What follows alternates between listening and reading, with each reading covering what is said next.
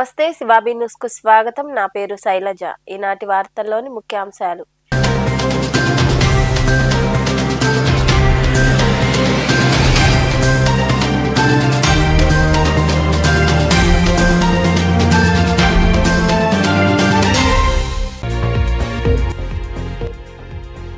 Helmet లేకుండా వాహనాలు నడిపితే కఠిన చర్యలు తప్పవు. మనుబోలు సమీపంలోని జాతీయ రహదారి వద్ద నిర్వహించిన ప్రత్యేక తనిఖీల కార్యక్రమంలో పాల్గొని వాహన చోదకులకు అవగాహన కలిగించిన ఎస్ఐ శివరాకేష్.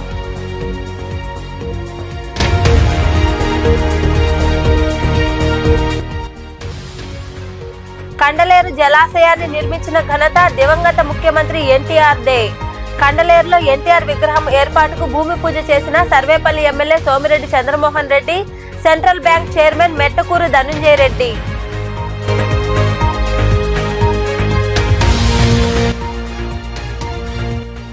ప్రజలకు పాలన చేరువ చేసేందుకే జగన్ హయాంలో జిల్లాల పునర్వ్యవస్థీకరణ. వెంకటగిరిలోని నేదురుమల్లి నివాసంలో మీడియాతో మాట్లాడిన వైకాపా వెంకటగిరి నియోజకవర్గ ఇన్ఛార్జ్ నేదురుమల్లి రామ్కుమార్ రెడ్డి.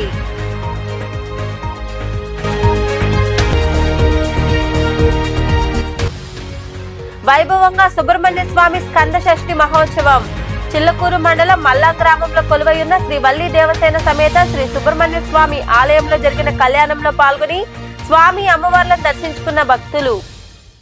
నెల్లూరు గ్రామీణ డీఎస్పీ ఘట్టమనేని శ్రీనివాసరావు ఆదేశాల మేరకు మనుబోలు మండలం వెంబడి విస్తరించిన జాతీయ రహదారిపై పోలీసులు తనిఖీలు నిర్వహించారు. ప్రధాన కూడళ్లలో ఎస్ఐ శివరాకేష్ స్పెషల్ డ్రైవ్ చేపట్టారు. హెల్మెట్లు ధరించకుండా, లైసెన్సులు లేకుండా తిరుగుతున్న వాహన చోదకులను గుర్తించి వారికి అపరాధ రుజుము విధించారు. హెల్మెట్ వాడకంపై ఆయన ద్విచక్ర వాహన చోదకులకు అవగాహన కలిగించారు. మద్యం సేవించి వాహనాలు నడిపితే చర్యలు తీసుకుంటామని ఎస్ఐ శివరాకేష్ హెచ్చరించారు.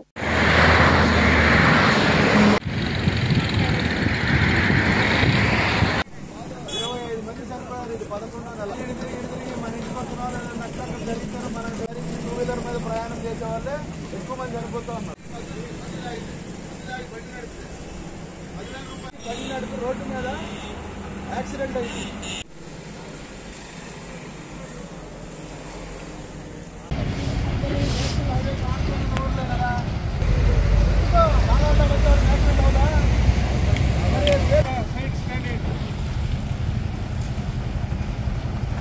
సోమశిల, కండలేరు జలాశయాలు రైతుల పాలిట వరమని సర్వేపల్లి ఎమ్మెల్యే సోమిరెడ్డి చంద్రమోహన్ రెడ్డి అన్నారు. నెల్లూరు జిల్లా రాపూరు మండలంలోని కండలేరులో ఏర్పాటు చేయనున్న ఎన్టీఆర్ విగ్రహ భూమి పూజలో ఆయన పాల్గొన్నారు. రాపూరు మండలంలోని కండలేరులో ఎన్టీఆర్ విగ్రహ ఏర్పాటు భూమి పూజలో Sarvepalli MLA Somireddy Chandramohan Reddy, central bank chairman Mettakuru Dhanunjaya Reddy పాల్గొన్నారు. వారికి నాయకులు, రైతులు తదితరులు ఘన స్వాగతం పలికారు. ఈ సందర్భంగా ఎమ్మెల్యే సోమిరెడ్డి చంద్రమోహన్ రెడ్డి మాట్లాడుతూ 68 టీఎంసీలతో కండలేరు జలాశయాన్ని నిర్మించిన ఘనత నందమూరి తారక రామారావుదేనని పేర్కొన్నారు. కండలేరులో ఇన్ని సంవత్సరాలుగా ఎన్టీఆర్ విగ్రహాన్ని నిర్మించాలని ఆలోచన ఎవరికీ రాలేదని, ఎన్టీఆర్ విగ్రహాన్ని స్థాపించినందుకు ముందుకొచ్చిన నువ్వుల వెంకటేష్ నాయుడు, పొడపాటి చంద్రశేఖర్ నాయుడులను అభినందిస్తున్నానన్నారు. తెలుగువాడు అంటే ప్రపంచంలో మొదటిగా గుర్తుకు వచ్చేవారు మన ఎన్టీఆర్ అని ఆయన వివరించారు.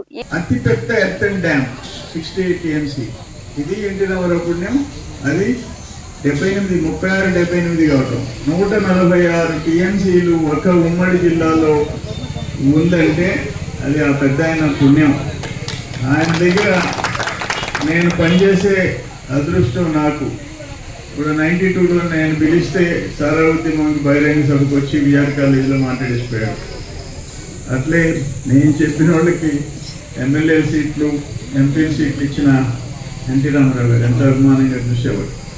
సో ఆయన విగ్రహావిష్కరణ ధనుంజయకి చెప్పినట్టు ఇది రోడ్డు ఇటు పోయే వెహికల్స్ కానీ వచ్చే వెహికల్స్ కానీ ఆ బేస్మెంట్ తగలకుండా, దిమ్మె తగలకుండా విగ్రహం పైన ఉండాలా.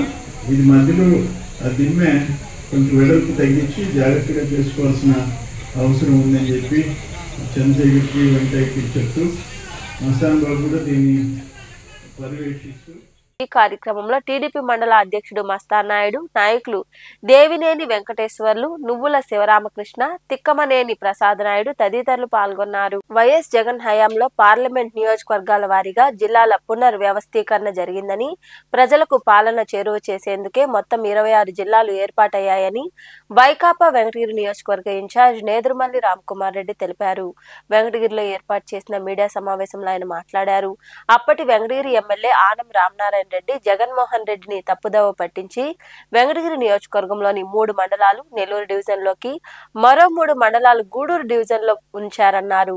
తాజా పునర్వ్యవస్థీకరణపై ఆనం రామనారాయణ రెడ్డి ఎలా స్పందిస్తారో వేచి చూడాల్సి ఉందని నేదురుమల్లి మాట్లాడారు. ఉదయం పేపర్లో ఒక రకంగా చెప్పాలంటే సాక్షి గాని, జ్యోతి గాని, ఈనాడు గాని అన్నింటిలో ఒకే రకమైన న్యూస్ రావటం, వెంకటగిరి నియోజకవర్గంలోని సైదాపురం, రాపూరు, కల్వాయి గూడూరు డివిజన్ లో కలుపుతున్నట్టు గూడూరు నియోజకవర్గాన్ని ఇది వరకు చంద్రబాబు నాయుడు గారి ఎలక్షన్ హామీ గాని లేదా యువగళం యాత్రలో భాగంగా లోకేష్ గారి హామీ గాని నెల్లూరులో కలుపుతున్నా అనే దానికి విరుద్ధంగా ప్రస్తుతం తిరుపతి జిల్లాలోనే ఉంచాలని నిర్ణయించబడిందని ఈ 3 పేపర్ల ద్వారా నమ్మాల్సి. అంటే మొన్న సోమవారం బంగారపల్లి డివిజన్ చేయటం లేదన్నారు, మంగళవారానికి మళ్ళా లేదు మారి బంగారపల్లి డివిజన్ చేస్తున్నారు. సో అట్లా మార్పులు కూడా ఉంటాయి, సమీక్షలు జరుగుతున్నాయి. ఎల్లుండి కేబినెట్ సమావేశం టైంకి ఒక కొలిక్కి వస్తుంది అంటున్నారు. ప్రస్తుత వార్తను బట్టి 3 మండలాలు డివిజన్ లో కలిపినప్పుడు కొద్ది గొప్ప గొడవకి కొంచెం ఇబ్బంది కలిగినా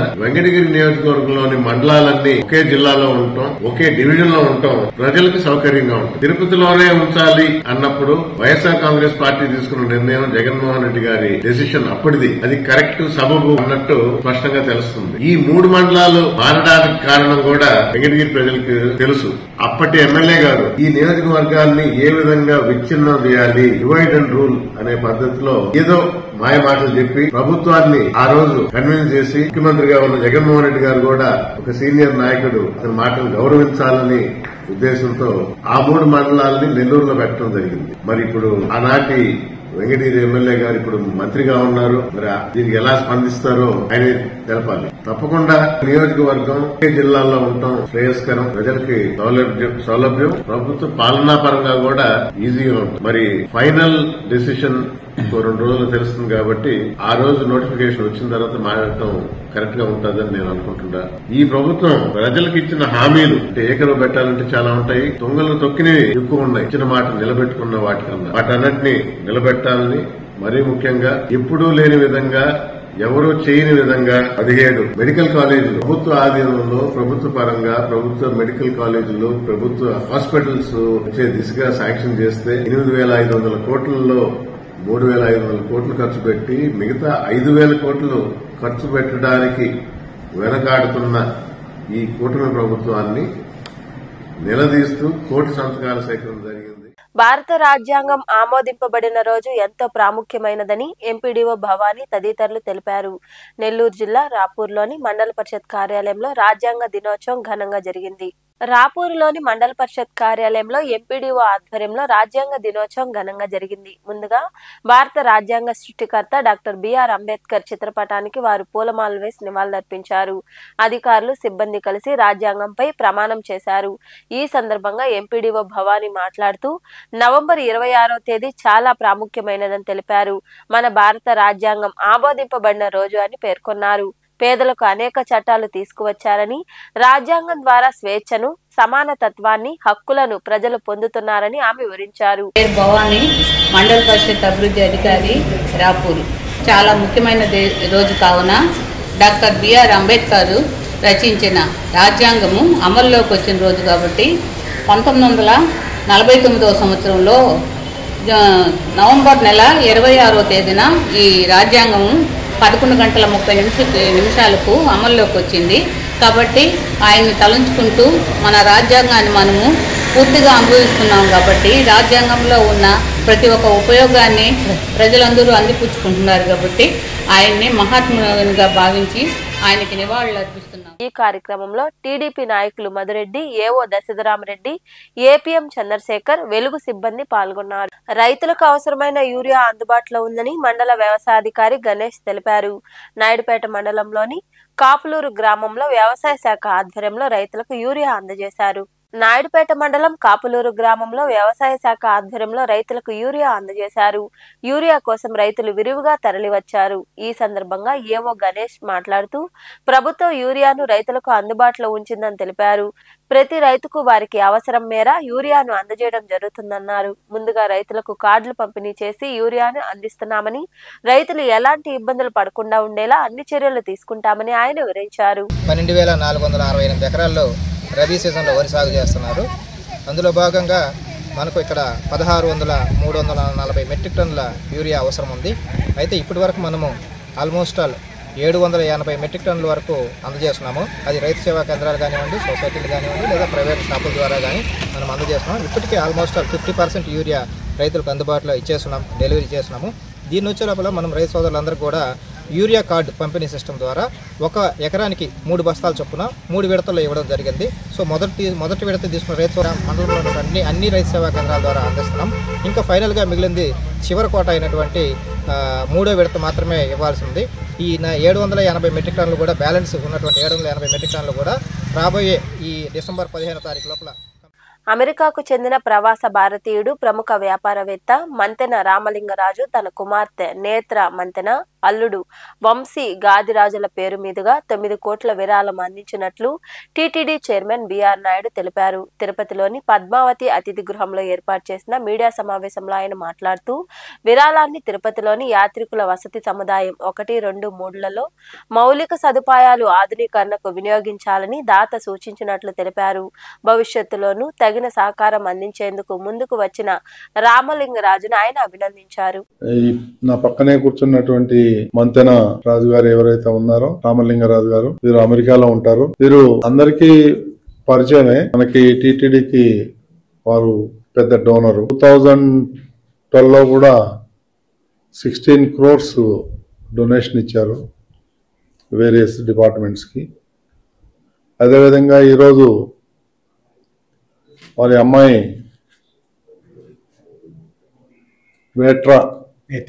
నేత్ర మంతెన గారికి పేరు మీద వంశీ గాదిరాజు వీరి అల్లుడు గారి మీద వీరు 9 కోట్ల రూపాయలు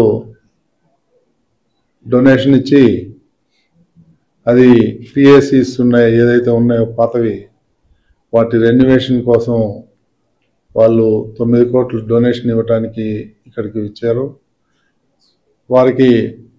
వారి కుటుంబానికి అందరికీ టీటీడీ తరఫున ధన్యవాదాలు తెలియజేసుకుంటూ, ఇదే విధంగా వీరు మరింత డొనేషన్ ఇస్తారని ఆశిస్తూ వారికి కృతజ్ఞతలు తెలియజేస్తారు. నెల్లూరు జిల్లా కలువాయి మండలంలోని జెడ్పీ ఉన్నత పాఠశాలలో 76వ రాజ్యాంగ దినోత్సవ వేడుకలు మరియు సాంఘిక శాస్త్ర దినోత్సవ వేడుకలు ఘనంగా జరిగాయి.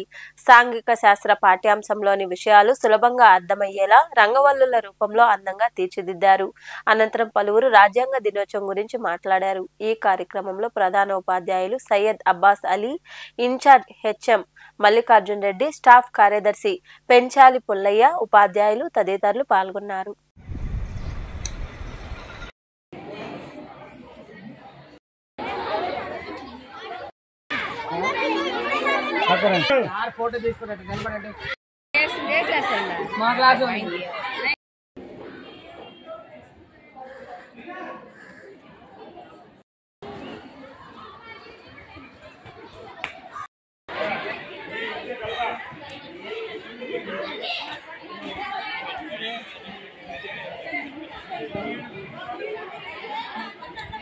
డెబ్బై 76వ రాజ్యాంగ దినోత్సవాన్ని జరుపుకుంటున్నాం. ముందుగా అందరికీ కూడా ఈ 76వ రాజ్యాంగ దినోత్సవ శుభాకాంక్షలు. మనకి స్వాతంత్రం వచ్చిన తర్వాత 1900 తర్వాత మనం రాజ్యాంగాన్ని రాసుకోవడానికి ఒక రాజ్యాంగ ముసాయిదా కమిటీని దానిని ఏర్పాటు చేసుకున్నారు. దీనికి డాక్టర్ బిఆర్ అంబేద్కర్ను అధ్యక్షుడిగా నియమించారు. ఆయన సారథ్యంలో 2 సంవత్సరాల 11 నెలల 18 రోజులు వాళ్ళు కష్టపడి ఈ రాజ్యాంగాన్ని రచించారు. అది 1949వ సంవత్సరం నవంబర్ 26వ తేదీన రాజ్యాంగాన్ని రాజ్యాంగ సభలో ఆమోదించారు. అందువల్ల ఆ రోజు నుంచి మనం నవంబర్ 26వ తేదీని రాజ్యాంగ దినోత్సవంగా జరుపుకుంటున్నాము. సినిమా హాల్లో కార్ల కంపెనీ ప్రకటన చేసింది. ప్రేక్షకుడు డ్రైవింగ్ సీట్లో కూర్చుని డ్రైవింగ్ చేస్తున్న అనుభూతి కలిగించింది. అకస్మాత్తుగా అందరి మొబైల్ ఫోన్లకు ఒకేసారి కాల్ వచ్చేట్లు చేసింది. ప్రేక్షకులు మొబైల్లు తీసుకున్నారు. తలెత్తి చూసేసరికి అందరూ షాక్. అవగాహన కలిగించడానికి ఒక అద్భుతమైన ఆలోచన. డ్రైవింగ్ చేస్తున్నప్పుడు మొబైల్ వాడడం ఎంత ప్రమాదకరమో ఎక్స్పీరియన్స్ చేయించారు.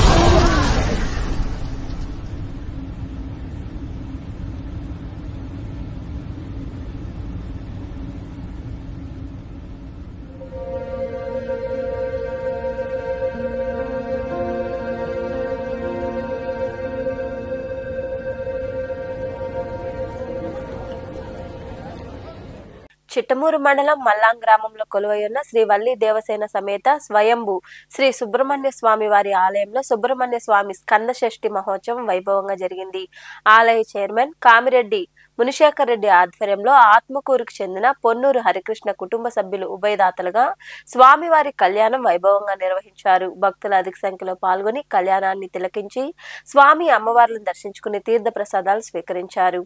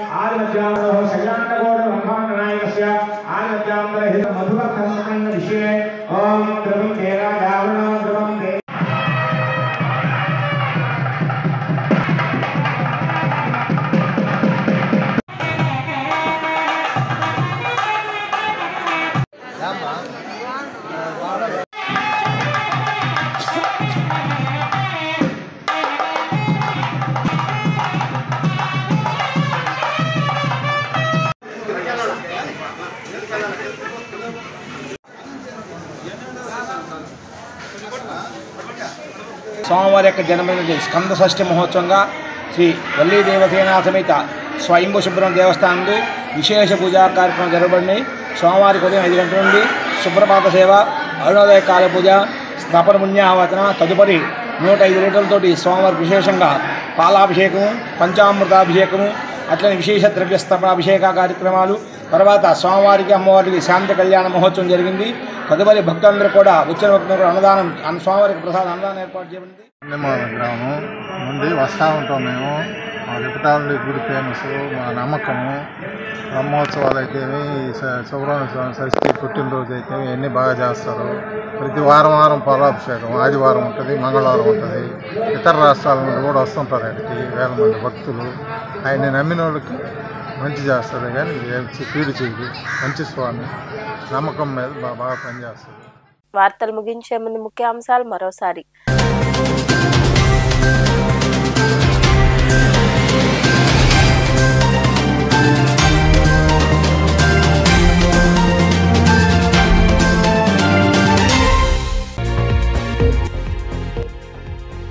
హెల్మెట్ హెల్మెట్ లేకుండా వాహనాలు నడిపితే కఠిన చర్యలు తప్పవు. మనుబోలు సమీపంలోని జాతీయ రహదారి వద్ద నిర్వహించిన ప్రత్యేక తనిఖీల కార్యక్రమంలో పాల్గొని వాహన చోదకులకు అవగాహన కలిగించిన ఎస్ఐ శివరాకేష్.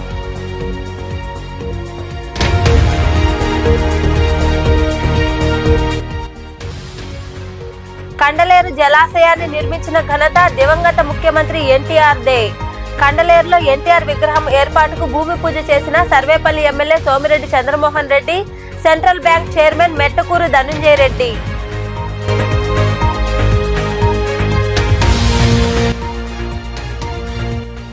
ప్రజలకు పాలన చేరువ చేసేందుకే జగన్ హయాంలో జిల్లాల పునర్వ్యవస్థీకరణ. వెంకటగిరిలోని నేదురుమల్లి నివాసంలో మీడియాతో మాట్లాడిన వైకాపా వెంకటగిరి నియోజకవర్గ ఇన్ఛార్జ్ నేదురుమల్లి రామ్కుమార్ రెడ్డి.